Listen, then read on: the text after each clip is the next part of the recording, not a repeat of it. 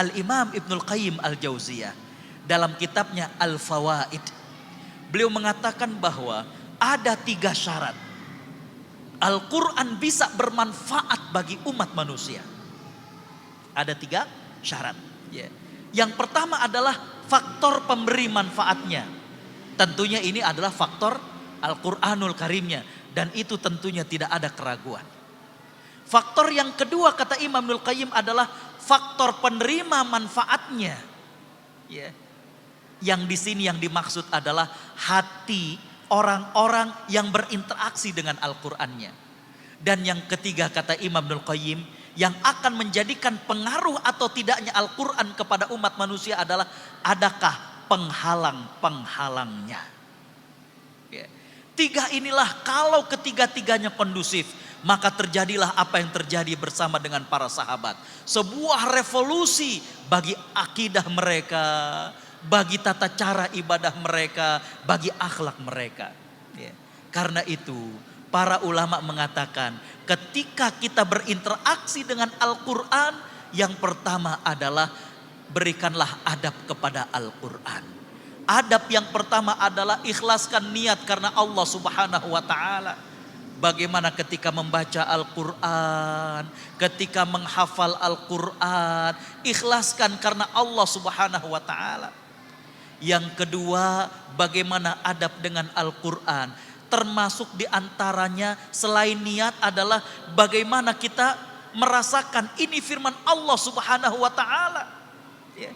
Kalau ini adalah firman Allah Subhanahu wa ta'ala, tentu cara berinteraksinya berbeda. Bagaimana kecintaannya berbeda.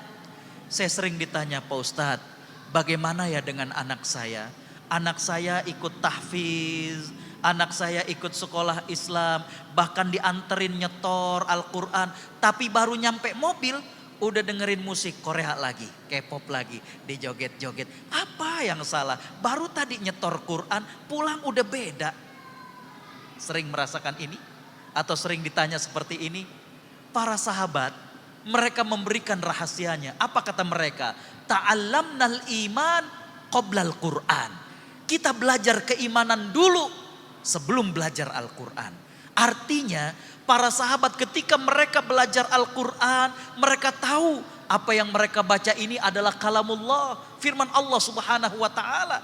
Bukan quote-quote yang indah seperti yang ada di Instagram. Bukan buku-buku yang mengasyikkan seperti kita baca sebuah novel. Tidak, ini firman Allah Subhanahu wa ta'ala. Jadi bagaimana kita berinteraksi dengan Al-Quran? Yang pertama adab. Adab itu adalah menghadirkan niat yang ikhlas. Yang kedua adalah tata keramanya dengan Al-Quran. Yang kedua selain adab adalah bagaimana menghilangkan barrier yang ada dalam diri kita.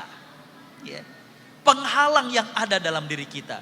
Kita orang yang selama ini jauh dari bersedekah, maka saat kita baca Al-Quran melewati ayat-ayat tentang sedekah, jangan dilongkap ayat itu.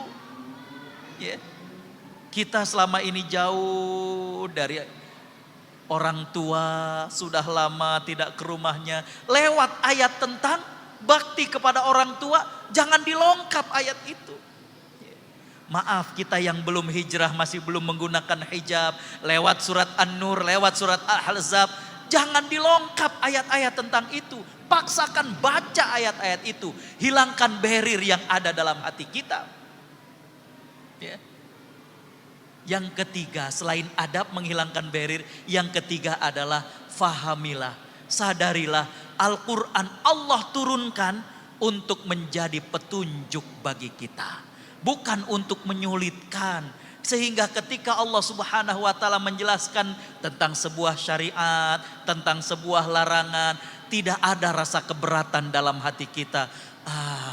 Ini bisa nggak saya lakukan? Jangan. Jangan. Al-Quran sebagai pedoman. Para ulama mengatakan tidak ada yang Allah syariatkan kepada manusia, melainkan pasti akan banyak manfaatnya. Termasuk tidak ada yang Allah madorotkan, melainkan di situ akan banyak apa yang Allah madorotkan. Jadi apa yang Allah syariatkan pasti akan banyak manfaatnya, dan kebalikannya apa yang Allah larang dan Allah haramkan pasti banyak madorotnya. Walaupun terlihatnya wah kayaknya menarik, tapi pasti banyak madorotnya.